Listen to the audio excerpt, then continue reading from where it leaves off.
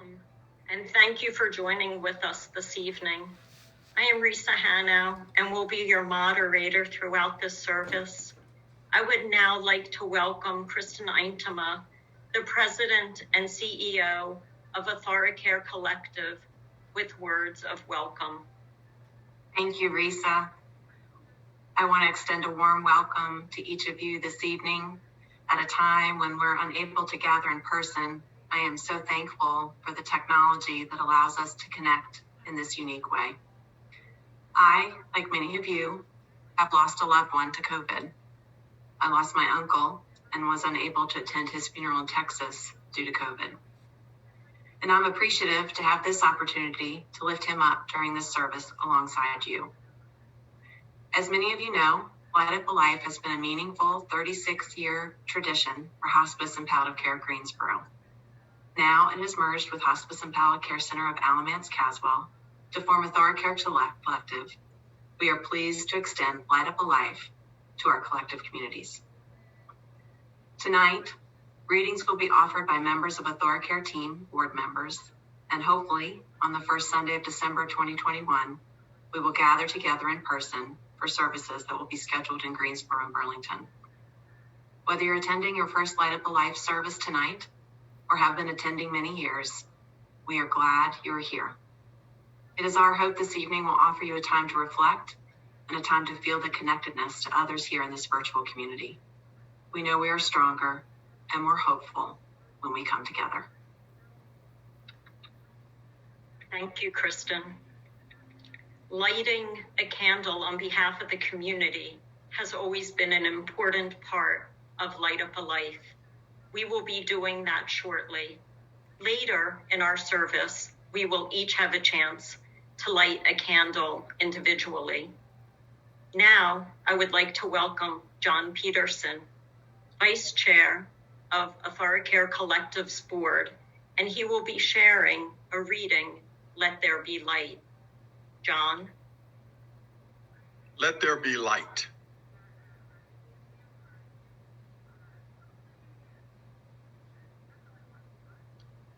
Let there be light. We light this candle in memory of those loved ones no longer with us, those lifelong companions not beside us today, nor waiting for us at home. We remember the importance of their lives in ours, and we are keenly aware of their absence. May this light illuminate, even in a small way, a little of the darkness we feel. Music often touches us deeply. We will now hear beautiful music offered by Ruth Hyde. Ruth is a longtime supporter of AuthoriCare. She is on staff at Cone Health and leads the development team for the Heart and Vascular Center. Ruth is joining us from her home and will be playing By the Sea, composed by George Pashka. Ruth shared that she first learned this piece when she was in 3rd grade, and she has kept it in her fingers all of these years because it was her grandmother's favorite.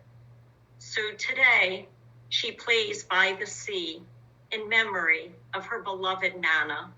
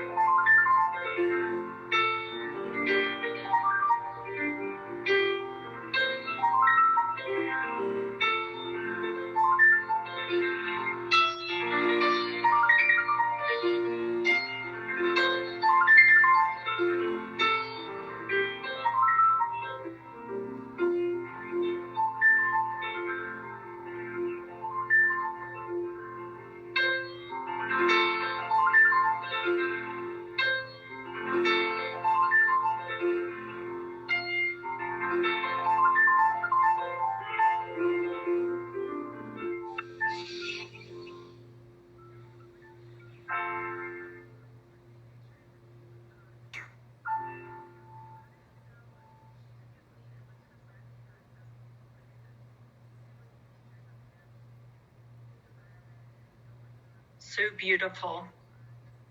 We know that words, poetry, can stir us similarly. Mary Manley will be sharing a poem. Mary is the AthoriCare Sale and Marketing Director for our East Campus and will be reading My Beautiful Broken Shell, written by Carol Adams. Dawn has broken on a beautiful day here at the ocean. I've come to refresh my weary spirit and to refuel my tired soul. I'm so grateful for the peace and the calm of the seashore, where time stands still and unrushed, where I can see and feel the beauty all around me. This is my first morning at the ocean, and as I walk to the beach, feeling the rich, warm sand beneath my feet, I decide to collect a few shells. It is low tide, and I watch, mesmerized, as the ocean rises slowly, curls, and then spills its white-laced foam onto the shore. I walk by a broken scallop shell and leave it to search for more perfect ones. But then I stop, go back, and pick up the broken shell. I realize that this shell is me with my broken heart. This shell is people who are hurting, people who have lost loved ones, people who are frightened or alone, people with unfulfilled dreams. This shell has had to fight so hard to keep from being totally crushed by the pounding of the surf, just as I've had to do. Yet this shell is still out here on the beautiful sandy shore, just as I am. I am thankful that I haven't been completely crushed by the heaviness of my heart, by the pounding of the surf. If our world were only filled with perfect shells, we would miss some of life's most important lessons along the way. We would never learn from adversity, from pain, from sorrow. I am thankful for all that I have learned from my brokenness, for the courage it takes to live with my pain, and for the strength it takes to remain on the shore. Broken shells teach us not to look at our imperfections, but to look at the beauty, the great beauty of what is still left. Thank you, Mary. Giving voice to our words can be important as well. And so now, Patty Gasparello, Director of AthoriCare's Kids Path program, will be leading us in a responsive reading entitled When We Remember Them, written by Rabbi Simcha Kling. Thank you, Risa. Please join us at home by reading aloud the lines shown in bold. At the rising of the sun and at its going down, we remember them. At the blowing of the wind and the chill of winter, we remember them. At the opening of the buds and the rebirth of spring, we remember them. At the blueness of the skies and the warmth of summer, we remember them. At the rustling of the leaves and the beauty of autumn, we remember them. During the holiday occasions and at the year's end, we remember them. As long as we live, they too will live, for they are now a part of us as we remember them. When we are weary and in need of strength, we remember them. When we are lost and sick at heart, we remember them. When we have joy we crave to share, we remember them. When we have decisions that are difficult to make, we remember them. When we have achievements that are based on theirs, we remember them. As long as we live, they too will live, for they are now a part of us as we remember them.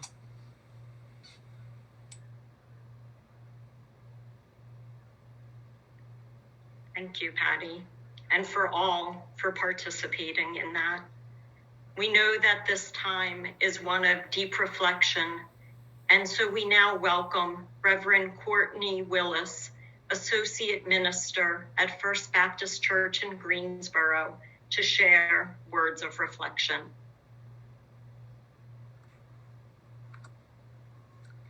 It is such an honor for me to be here with you this evening. While I am a local pastor and it's not out of the ordinary for me to be invited to share a word of encouragement and hope It's important for you to know that tonight I am also one of you. 2.5 years ago, I lost my mother to a decades-long battle with chronic illness. She spent her last hours being cared for by the incredible staff right here at Beacon Place. And this past February, my father-in-law was killed in a tragic family-related dispute. I am here as a pastor, yes, but I am also here as one who intimately knows grief.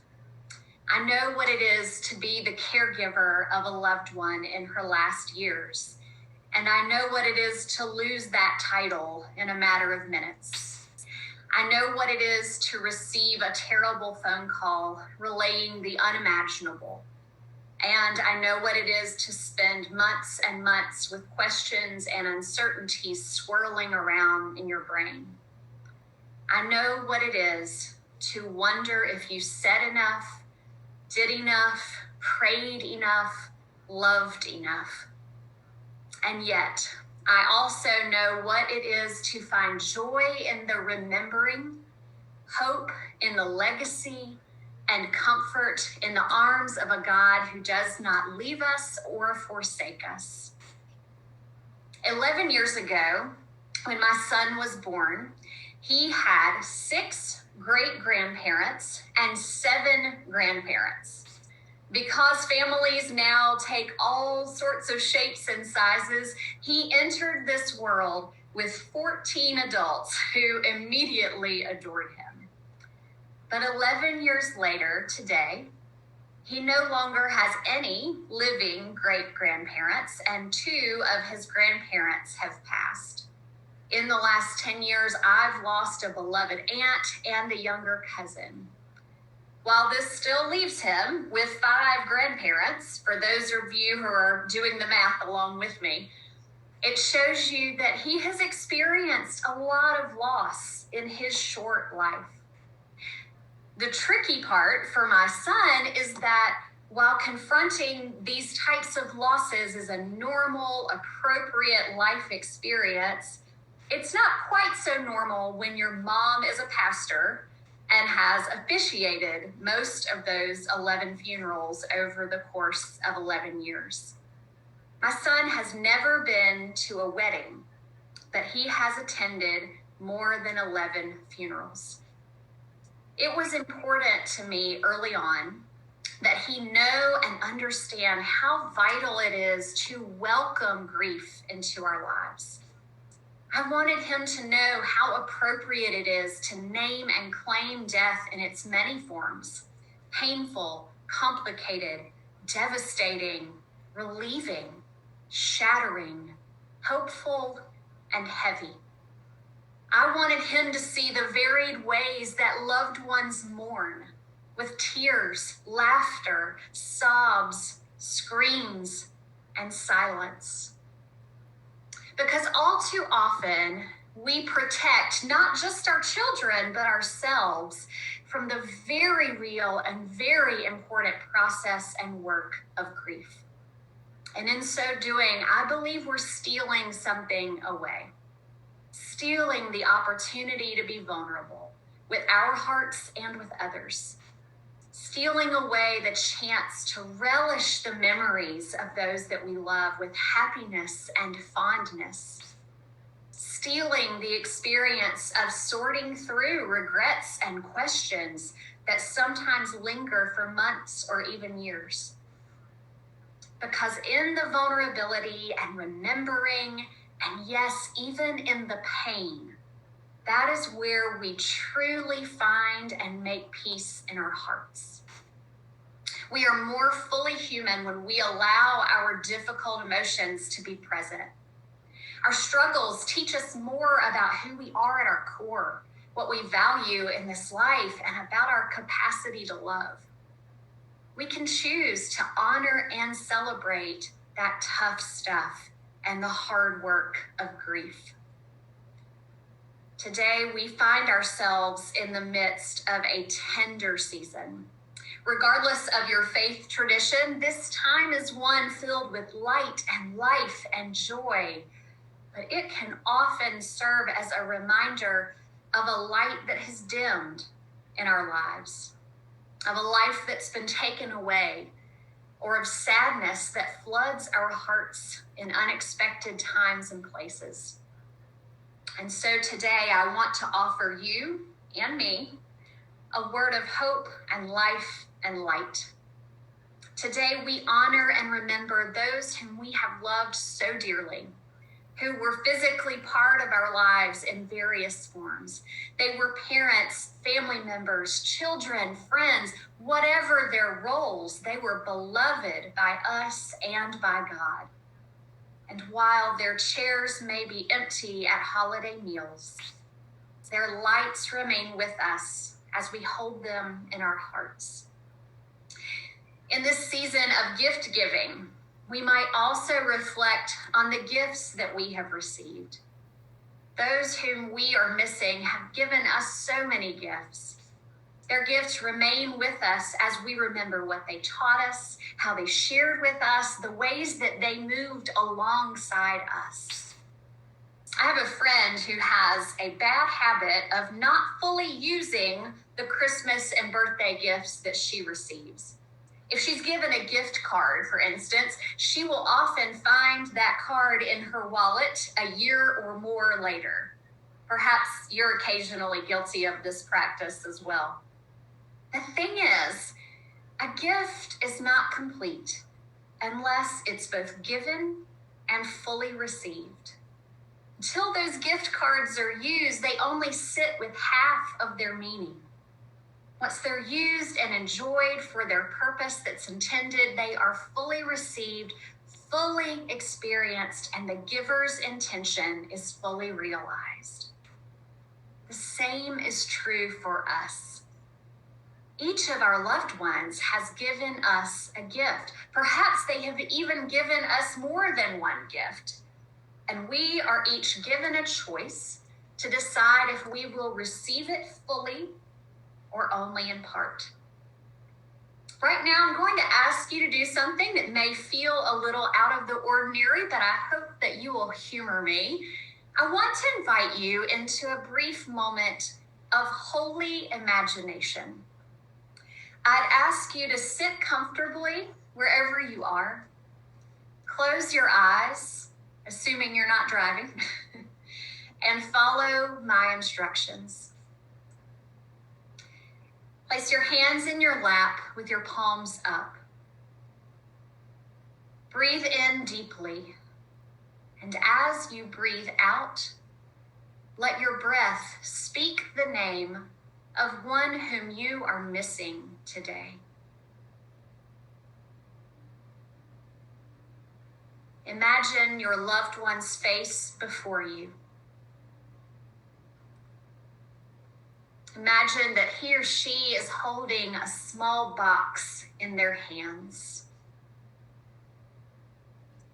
Picture your loved one placing that box in your hands. From their facial expression, you can tell they are giving you something that they really want you to have.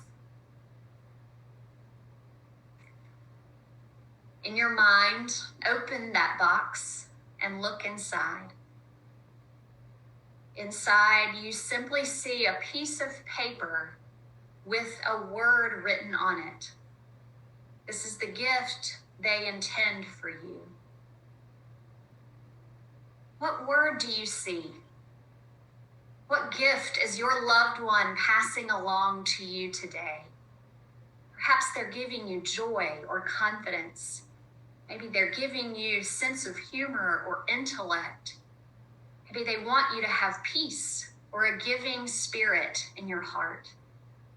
Maybe they simply want you to remember that you are loved. Close your hands now tightly, as if you are wrapping your hands around the gift. Allow the gift to permeate your heart and your mind. In your imagination, look back at the person who gave you the gift and thank them.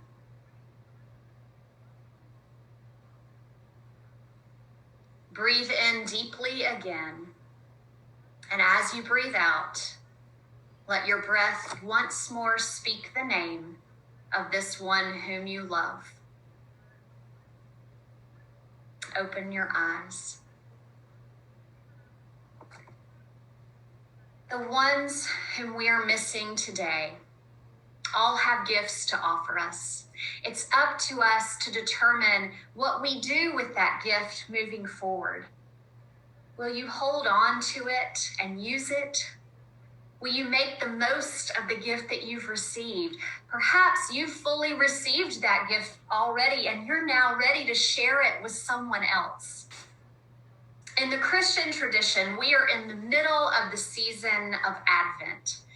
It's in this time that we celebrate the gifts of hope, peace, joy, and love.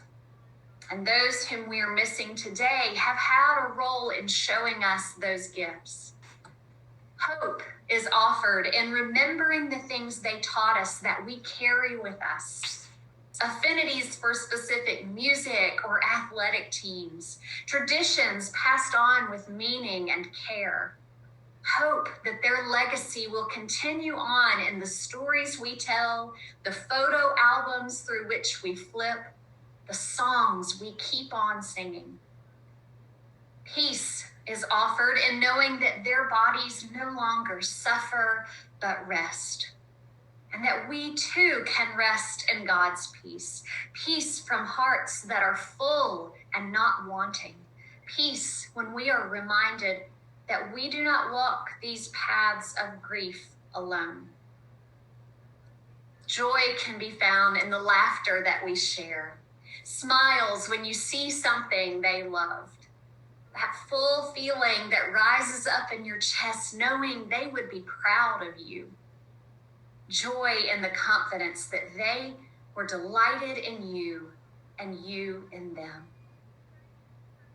Love abounds when we allow people to hold a significant place in our hearts. Love is perhaps never more evident than when it feels like our hearts are breaking. And today we can celebrate the love that we had for ones who have passed. You are here because you loved and because they loved you. In remembering those who have been such integral parts of our lives, we have a gift that can fill our hearts this season and always.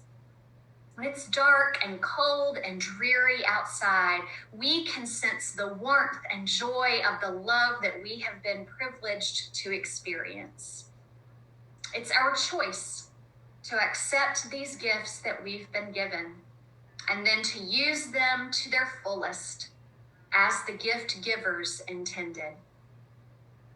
As we remember those whom we loved, may we know the love of God that fills our hearts along with those whose lives and lights still shine so brightly within us. Amen. Reverend Willis, thank you so much, both for sharing your words, yourself, and your gifts. We will now bring light into each of our spaces.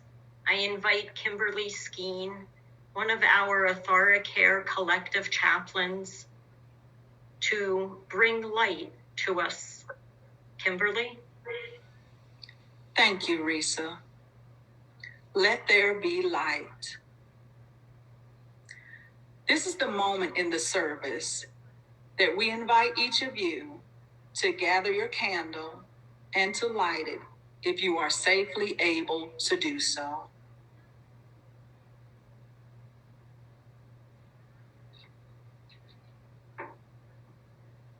Let there be light.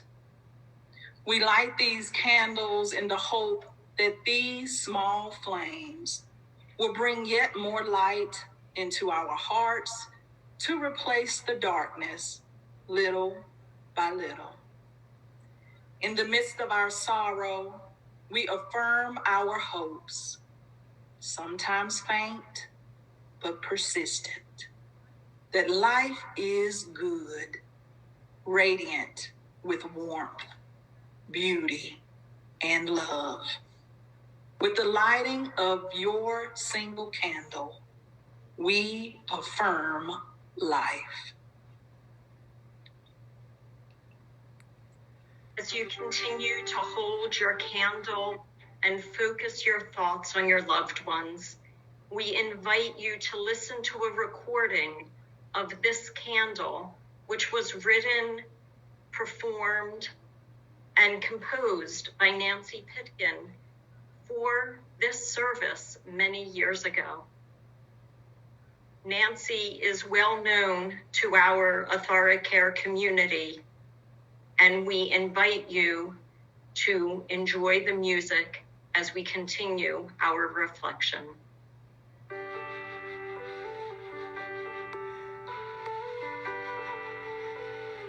This candle, this light reminds me of your life, the love you always gave to me, illuminating and so free. And this candle I hold, a symbol of the hope it lives deep down inside my heart and leads me through the darkest dark, and words cannot say how grateful I am that I ever knew you. Amen.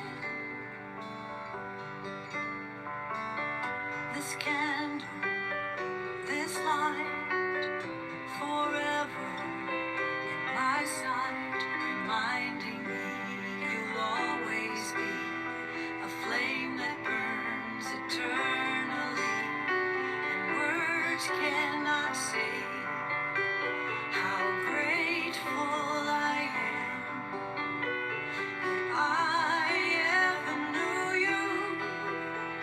Amen.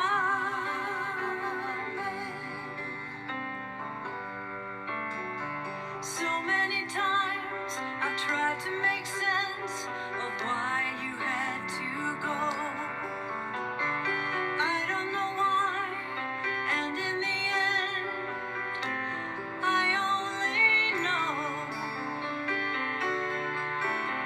that words cannot say how grateful I am that I ever knew you.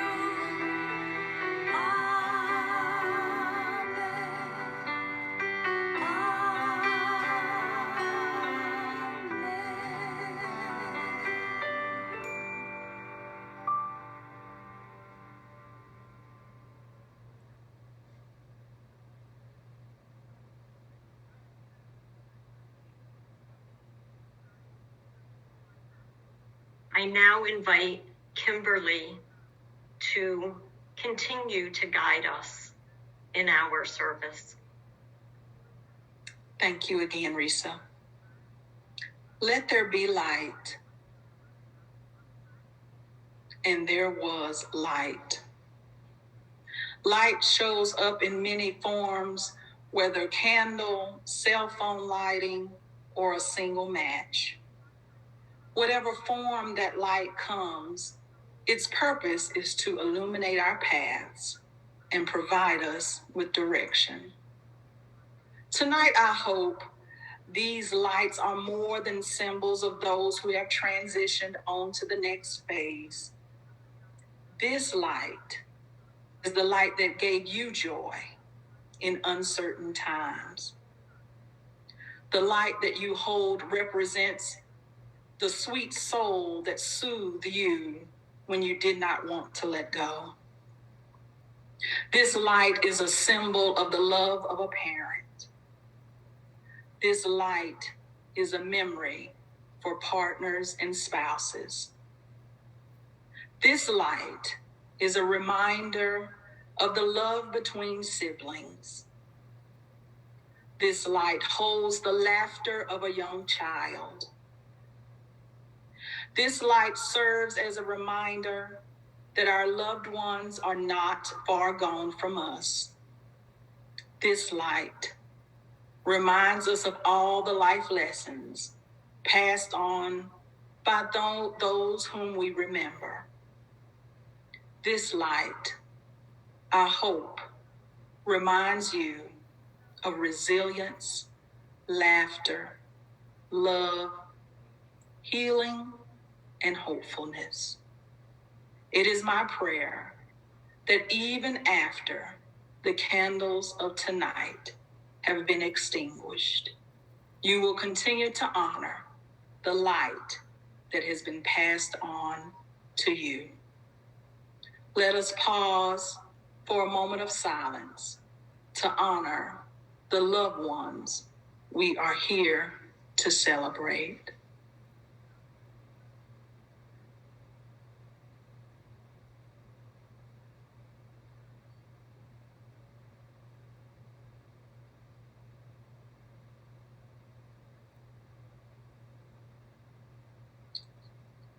Dear friends, as we conclude our moment of silence, it is at this moment that I invite you to extinguish your candle.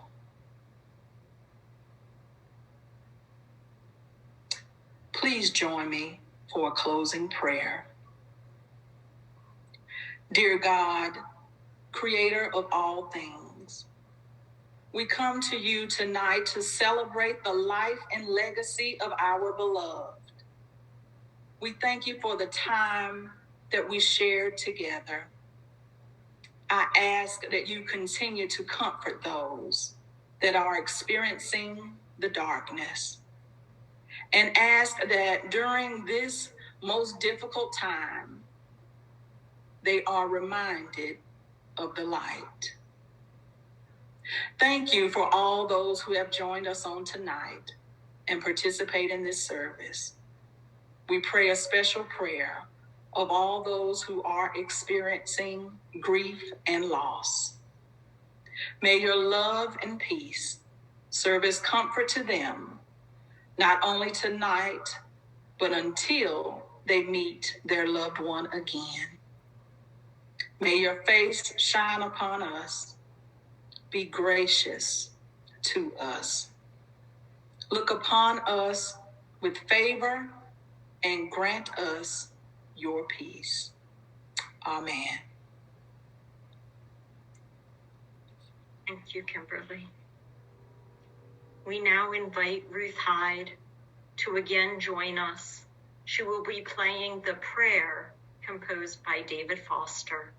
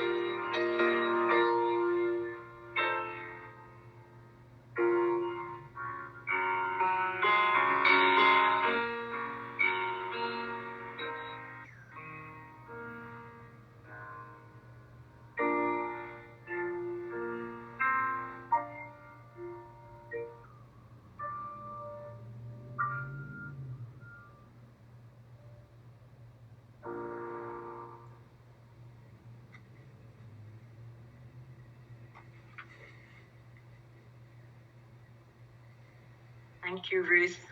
That was just beautiful and so perfect for our moment. I want to thank everyone as we move towards the closing of our program. On behalf of the AthariCare collective staff and volunteers, for those of you who have gathered with us this evening, and also for many of you who have made donations in memory and in honor of loved ones to Light Up a Life. If you would still like to make a donation, you can do that by going to the AthariCare website anytime before the end of December. Now I would like to welcome Eddie Gant, Board Chair of the AthariCare Foundation, with our closing message. And I want to thank all of you for your presence this evening. You might be interested to know that more than 250 of us as individuals and families have joined together tonight using technology that many of us 6-9 months ago had never even heard of or never even tried to use. So I find our resilience and our ability to come together in this meaningful way both amazing and encouraging. And I myself have been very inspired and have felt the virtual energy, as I hope you have tonight. A recording of this program will be emailed to all of you tomorrow. And if you found this service comforting, I hope that you'll feel free to listen to it again and to share it with your friends. The link to this program will remain on our website for the next month and can be accessed at any time. So as we move through the season, I hope that you'll keep that in mind. And I also want to invite all of you to visit one of our 2 hospice trees of remembrance, either tonight or any evening as we move through December. In Greensboro, the Hospice Tree of Remembrance stands on the front lawn of Contour Brands in downtown Greensboro. And we're very grateful to VF Wrangler Jeans Company and now to Contour Brands for sharing this beautiful holiday tree with us for the past 24 years. That address is 400 North Elm Street. And in Burlington, you can enjoy the Hospice Tree of Remembrance, which stands in front of the hospice home, which is 914 Chapel Hill Road. And as you come into that driveway, that beautiful circular driveway off of Chapel Hill Road, that driveway will be lined with luminaries and will offer you access and directions to that tree. So these trees with their tiny lights shine in the darkness, and they remind us what is possible when we share our light with others. And they also remind us that we are not alone. So as we sign off, ask and hope that we can be safe and that we can all remain healthy. And I also hope that we can remember with love those in our hearts, and that we can find peace during this season. And may we especially be available to be shepherds and to offer hope and grace to those who need it and who so desperately seek it. So, thank you and good night.